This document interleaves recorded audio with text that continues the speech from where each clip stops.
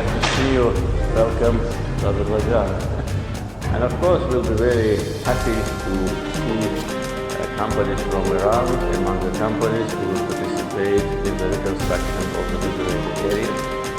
That will be natural, because as I said, only friendly countries will be our partners. And of course, Iranian companies have advantage because of the close proximity, logistics, and great experience. So, Mr. Minister, welcome once again. And I wanted to begin by congratulating you and the people of Azerbaijan for the liberation of your territory.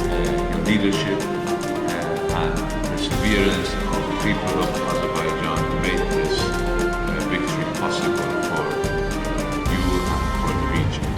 And we hope that this will be the beginning for peaceful, normal relations between countries in the region.